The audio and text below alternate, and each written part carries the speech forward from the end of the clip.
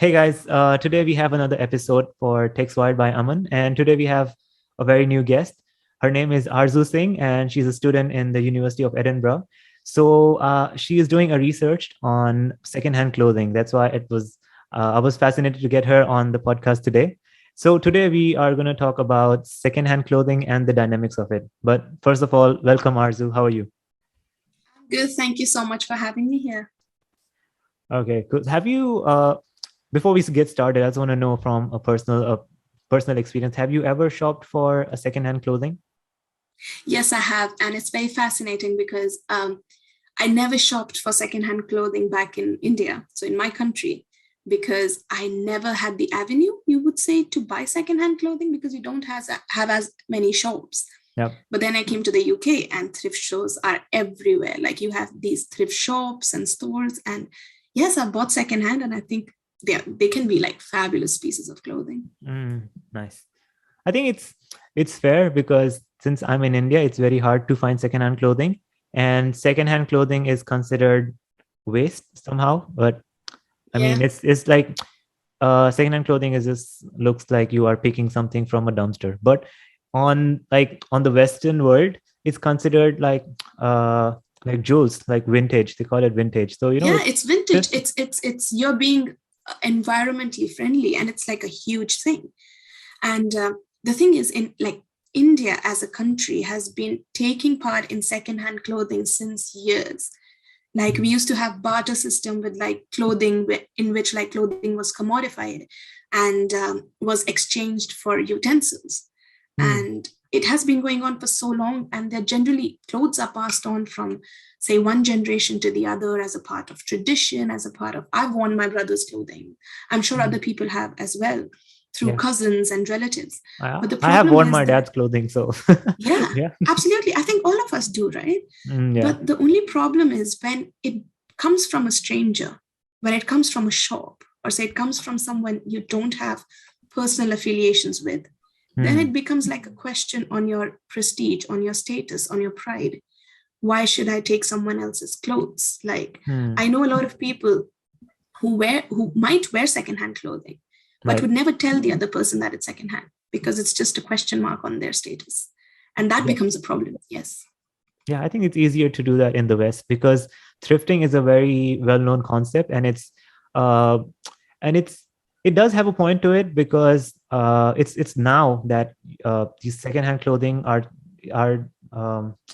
it's now that the secondhand clothing is becoming a topic for conversation because everybody is more aware of sustainability and everybody wants to be Right. more environmentally friendly. So I think it's easier to do it in the West because of how it is defined.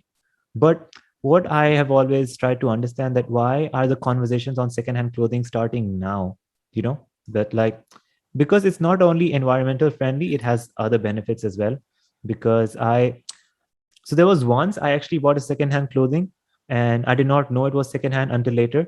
But what I did understand about it is that you know, it was actually it costs a lot cheaper than these regular clothing name brands because what I'm understanding of these secondhand clothing is that these are some clothes that some name brands that they dumped it somewhere and people Right. picked it up, removed the tags, and they just try to recollect it and clean it up and just start selling it as secondhand clothing. So I did try to understand that it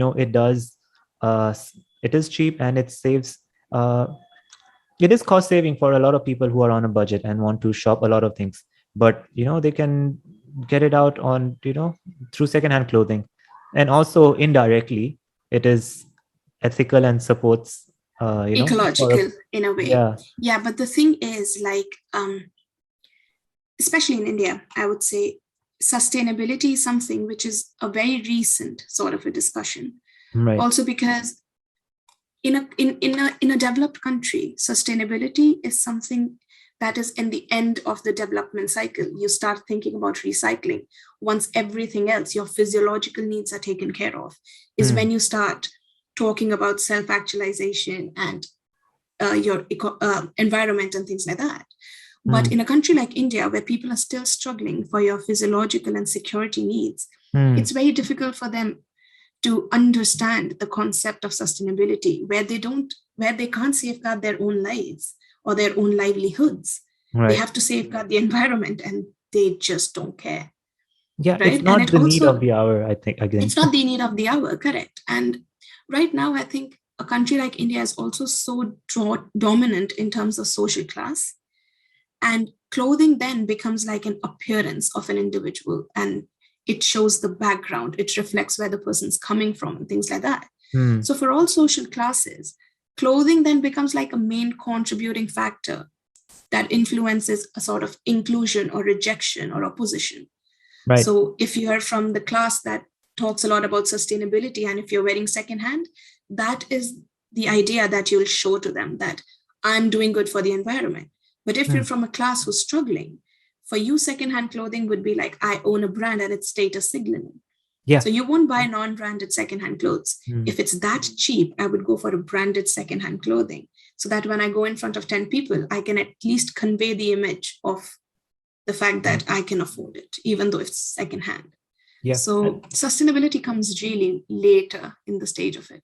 Yeah. If we talk about India, I think it's not the need of the hour. Like if we look at the whole population scale, they don't need it. And I think clothing is a form of expression now. It's not a need anymore because you can get clothes for really cheap. Correct. And Absolutely.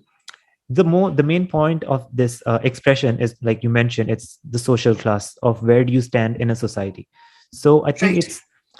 it's the educated customers that, who are more willing to buy something that's, on the line of sustainability. And sustainability is broad, so anything that is like secondhand or upcycled or recycled we will be interested. Like personally, I would, because I know about it. Right.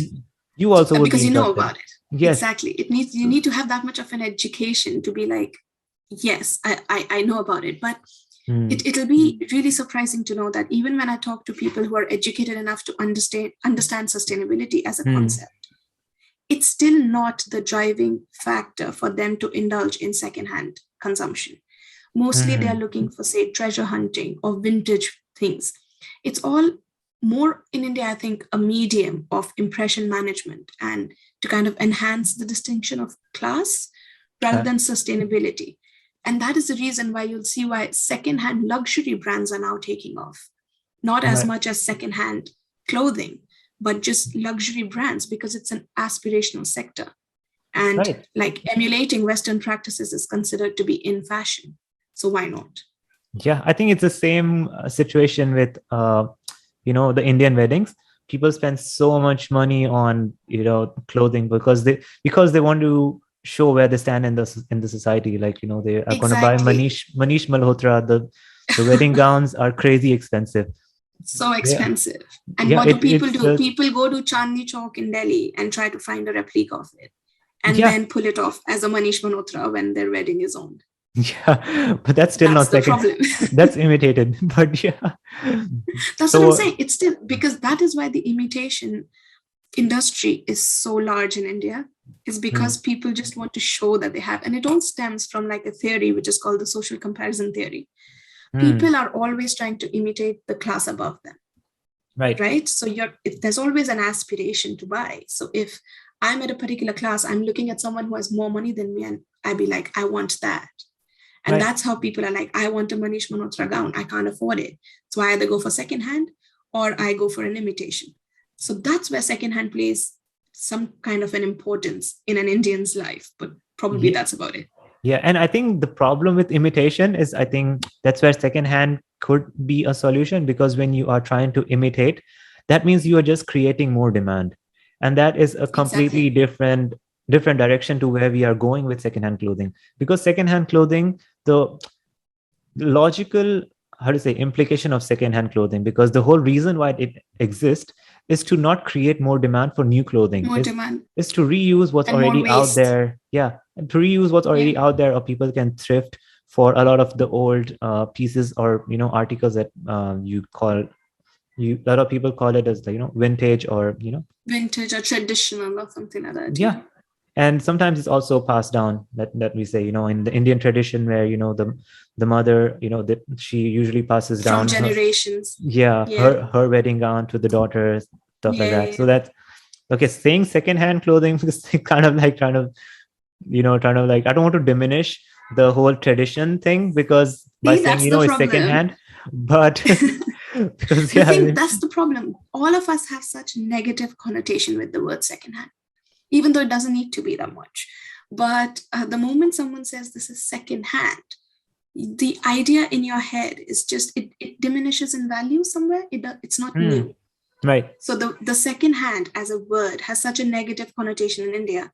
The moment you say second hand, people just start questioning everything. Okay, he must not be that rich. He must be that, must be. There's so much judgment that is passed on that one word. And that is why people don't want to engage in it. So, sustainability, because India is so driven by aspiration and status, Hmm. sustainability takes a back end, and people are more concerned about not to lose face in society.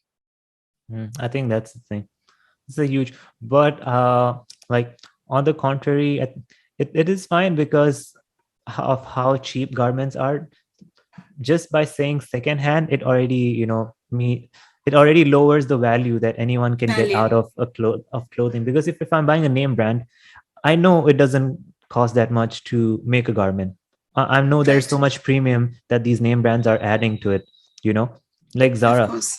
or H&M. They are fast fashion brands. The clothing articles are very cheap if you manufacture it. Like, I know it because I'm part of the industry, but when I Right, look right. at the price tag, it's a premium. So the whole Of point course, of it's that the brand. premium is, yeah, it's a Yeah. premium. The whole point of the premium is to create value, and to Yeah, make no, people absolutely. feel that, they are part of this brand new fashion trend, or this new culture that H&M is marketing. But when you say secondhand, you just cut out the value out of it, and nobody wants to associate, because clothing is a form of expression. You don't want to be somebody who is buying non-value, something you can't express. But there's also another part where, where somebody, they just want to dress the way they want it, so they are fine with secondhand clothing because it We can feels fine, it individuals. looks nice on them. That's okay. But when you look at it as an economical aspect, because you cannot scale secondhand clothing in India, because that's the whole perception of it, and also the hierarchy that, like you mentioned. So I Yeah, think it's and not, it is going to be hard to, scale secondhand over here. But where but if we compare it to the western countries, it is more encouraged, it is more, how do yeah, you say, absolutely. accepted. Because as I said, sustainability becomes a topic of discussion because the other needs are already met. They are not Mm, struggling for economic gains in this country as much as compared to India. So now they can talk about like altruistic goals of having like something to do with the environment. But like you mm, mentioned, like with brands, when we come back to India, um, when people say secondhand, it diminishes the value, like you said. But mm. when for example, if I say that do you want a secondhand Hugo Boss t-shirt or a shirt, the person will be like, yes, if I can wear Hugo Boss on my body, that is worth say 10,000 rupees for one shirt, and I buy it for 500 rupees, but it's still Hugo Boss. And just because it's secondhand, I can buy it for 500, but I can still show the world that it's new. Right. So my status increases the moment I go there. So secondhand brands are still used for status signaling. The Mm, problem comes with secondhand, just normal fast fashion brands, because H&M has one top for like 300 rupees. yeah. Anyone from middle class onwards can afford that. Why would they buy secondhand clothing? Because the moment, like you said, you say Mm, secondhand, the value diminishes. right. Why would someone want to wear a something like like clothes that are less in value, where in the same money they can buy something new and Yeah. show it off to the world? Yeah. And also the second aspect to value is because, like, what the name brand represents. Because, okay, Zara and H&M and many more, we know they are fast fashion brand. Those things are already cheap to begin with. But if I can get a Right. Hugo Boss or an LV jacket or a Versace jacket for, Exactly. like, through thrifting, I would be more than happy. I wouldn't care about even calling it secondhand. I would be proud Second if hand. it's secondhand, as long as I know it's an LV. because Exactly. it And becomes a that is collectible. the issue. Because these luxury Exactly. brands are collectibles. They are not just value providers. They do more than that. People like what Rolex does. You It's an can have an aura. You imitated have an Rolex, aura but when you you will wear. never know deep down that it's a, Yeah. it's a cheap Rolex. But then when it's secondhand, but it's original LV, like Louis Vuitton, you would be more than happy even if it's secondhand. You would be Yeah, like happy because that's because what I'm saying. Your aura changes when you're hmm, wearing something that is a luxury brand. You have more confidence, your aura changes, and it can be leveraged when you go to like a social event. If you have that aura that you're wearing like a Gucci shirt and you go in, people are going to turn around and look at you, and no one's going to ask you whether it was secondhand or first hand. What they're going to look as it as a value proposition is the hmm, brand name, and period. That's about it. So the yeah, moment you have Gucci on you, you're accepted. Everything's good with you. And hmm, like we speak about that, and if we say Gucci, it's just assumed that the person's very well off. But these right, things trickle down the societal ladder, right? So if it's a trend in the elite class, it'll trickle down to the lowest. And that right, is why you'll see this really weird thing with brands. So if asked to the upper class as to what their aspirational, what they consider high-end brands, it's your hmm, Gucci, Chanel, Hugo Boss, things like that. And their right, low-end brands is your Zara, H&M, things like that. When you go to the lower class, their high-end brands are H&M, Zara, and their hmm, lower-end brands are just anything that's non-branded. So it has yeah, trickled down. When H&M first came to India, everyone went like, H&M, that's the brand. And now people are right. like, H&M fast fashion. So it needs to trickle down to the way and then make its way down and then become brands. Right. It's funny because you can only look up to what's achievable, like in some sense. Because if okay, somebody at a lower class, he cannot dream of LV, but he can definitely dream of Zara. So that will be his first step. And Exactly, how many people aspirational. are there on at that level who look up to buy Zara clothing or H&M clothing? There are a lot. That's a large population in India. And given that some people, most of them can't even afford them, they are buying an imitated version of H&M clothing. So I think they are very far away from LV. And so I think it's Yeah, no, you always absolutely. look what's above you, and that's it. That's it. That's exactly what I said. The social Yeah, comparison theory. You're always looking at a class that's above you. right. And that's And that's how just it works. creating Yeah. more demand and more fast fashion and stuff. But I think the best Yeah. company that is kind of capitalizing on it is Rent the Runway. Have you heard of it? I actually haven't, but I know there was another company called Flyrobe who was Hmm. doing these rented things, Yeah. if it's the same thing. So what Rent the Runway is doing is the CEO, what she did is she is collecting all these luxury brands, the clothing articles of these luxury brands, and renting them Right. out. Yeah. So people Yeah. who want to aspire to, have wear name brands to a specific occasion, they can just rent it out. So if you want to feel that you are part of a high class society, now you can rent out the original Rent one rather clothes. than imitating and not trying to imitate or find a substitute for it. You can get the original one at a very cheaper price, and you don't have to keep it, because when you buy these expensive garments, you also have to spend on maintaining it. You have to dry clean it. There's so many things that goes Exactly. on Just with it. sustenance is So why different. not Yeah. rent it? And all the overheads are taken in house by Rent the Runway.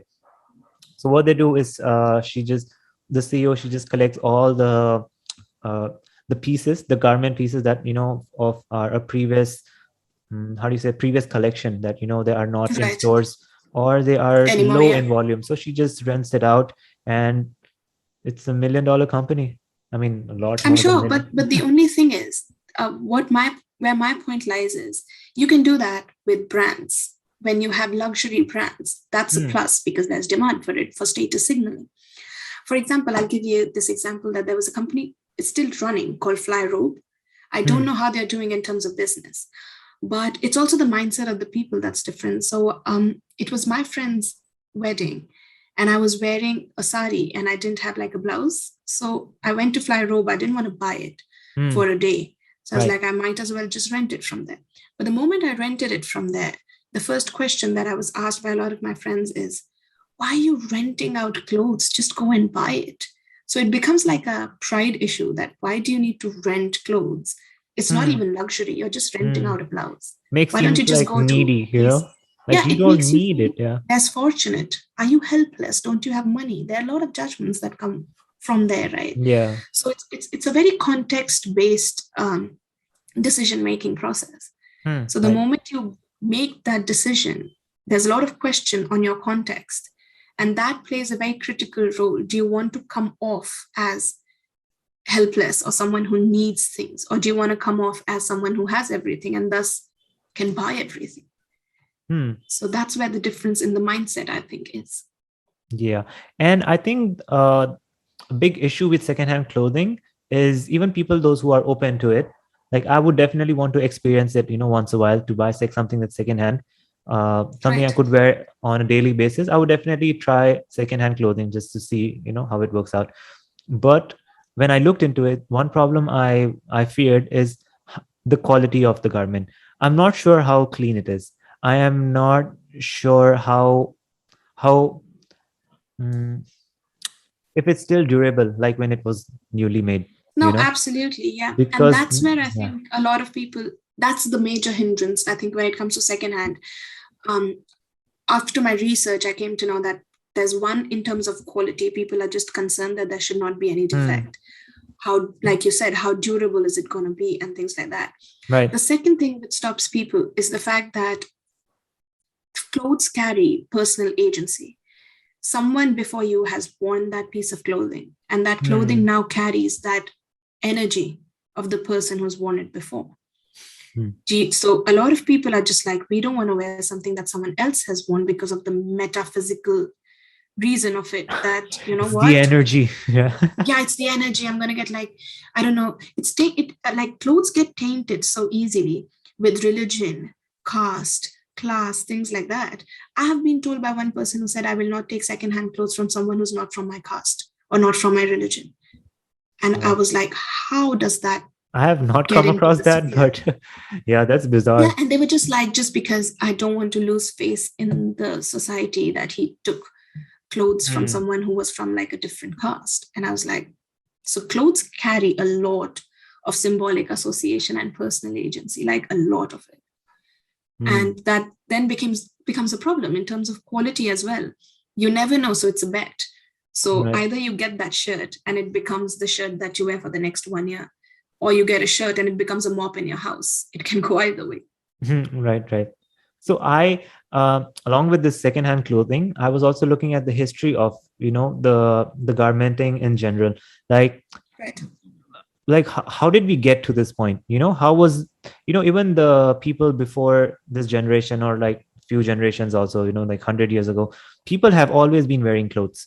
How come we Yeah. reached to a point that, today we require secondhand clothing because the demand is too much, the pollution is too much? So I did, like, while my research, I did come out, I found one type of garment in the Japanese culture. It's called kimono. If you're Right. from, yeah. So Yeah. kimono, like when I've always seen these fashion brands, creating these garments of, kimono, and they have so many fashions and, uh, alterations of it, I mean variations of it. So I was thinking, okay, kimono is something I've always heard, and when I was doing this research on, an ancient clothing, it's also called kimono, and I tried to match if it's the same thing or kimono is something that, these name brands tried to, market it. So what I learned is kimono is actually a very sustainable clothing. It's Clothing. so even it's the type of clothing that does not need to be cut or, sewed, like how now, like how the garments are being manufactured now. It's just a single piece of fabric that's been cut Clothing. in a Yeah. way that you can just wear over it, like wear over yourself like a bathrobe, and you have these extra fabric that you can just tie Tie around. yeah, tie around it. So that's Yeah. so and these fabrics are usually made of pure silk, so it's already natural fabric, it will biodegrade. But it's just a single piece of, like, it's a single cut of a fabric. Now you need to cut off the sleeve, you need to cut off you need to cut off so many regions of to make a specific garment. But kimono, Stylish. It's yeah, just, yeah. but kimono does not has that, and kimono has many variations. You can, you can shorten it. You can, Alternate. yeah, you can even increase the length of it. You can, Right. customize it in so many ways, and still it is a single cut. And imagine that type of garment, being made in so many variations and still biodegrade. I think that, like, we should learn something from history. Like, the No, people say so, history repeats itself. Why is this not repeating? I it was did wondering. actually. I'm gonna give you like a background of this. So Sure. before before foreign investment hit India, Hmm. we were doing the same thing. All of us were wearing saris, which is one fabric. Yeah, saris too. It's a, yeah, Most six of them meter used to be fabric. Yeah. cotton, right? Most of it used to be cotton or silk or things like that. So we had a good heritage of wearing Hmm. saris and things that were very And also sustainable and lungi good. from the south. Yeah, Lungi, it's the exactly. And it same. was just passed on from one generation to the other. Like I have so many of my mom's saris, which now I will wear later. So it has been a Hmm. part of our culture. What happened was the moment foreign companies and brands specifically realized the sort of demand that shot up in India because of globalization in general, and Hmm. the moment they understood that emulating Western ways of like Western wear or Western ways of doing things Right. are more in demand in India, they were like, that's an opportunity. It's an Yeah. emerging market. Let's go there. So H&M is not very old in India. It's recent. It came in Hmm. 2015 or something Right. like that, close to that. Yeah, So it's it's very only been recent. 6 years. Yeah. And they realized the demand that, you know what, now they've started kind of imitating the Western culture. So let's Hmm. bring them the Western culture.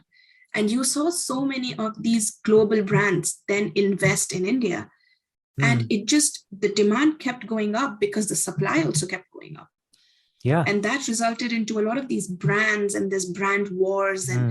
Gucci and Chanel and LV and things like that. Yeah.